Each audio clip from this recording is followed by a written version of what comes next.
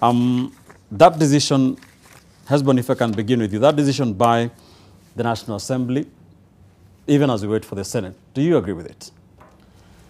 Well, I think whether Kenyans agree with it or not is, at this moment, neither here nor there.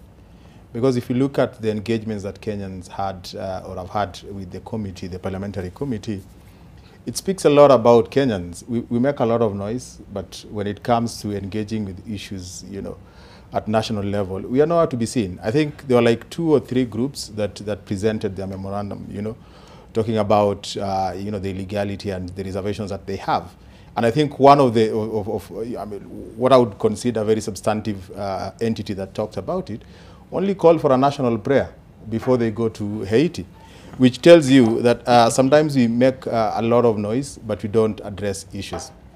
But I think, having said that, this should be put within the context of what Kenya has been doing in the international community since, independence. I think Kenya has distinguished itself, as part and parcel of the Security Council of the UN. I think our military has done a lot in so many countries in Africa and beyond. When I was growing up, I think I remember Kenya, did a lot of, peacekeeping missions. The one that I remember vividly was in support of Namibia just before it attained independence. So I think it is within this context, that Kenya is coming in as part and parcel of, the multinational security support in Haiti. So that is without doubt that if there is any legal implication or any unconstitutional, impediments to facilitate that, it is within the domain of Parliament to discuss that as representatives of Kenyans.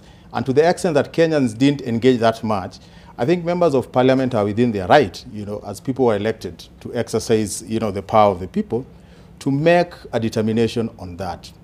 But for the regime of the day, I think the biggest issue is not Parliament doing the right thing or not. The biggest issue is, how do we get ourselves in this situation where, as a country, we are being looked at by other countries as pushing an agenda that has nothing to do with the interest of Kenyans. And I think that's the biggest challenge that we have. It's not a question of we are sending our police officers to Haiti. It is a question of why Kenya, and why is it that there is a lot that is being pushed by, Western interests, and Kenya is acting, at the behest of individuals and nations. And it appears that some of the decisions that we're executing here are not even made in African cities. They're made in Western cities. So in whose interest are we pushing this? And what are the ramifications, for Kenya as a country in pushing some of these interests in areas where there's a lot of Western influence that have absolutely nothing to do with us?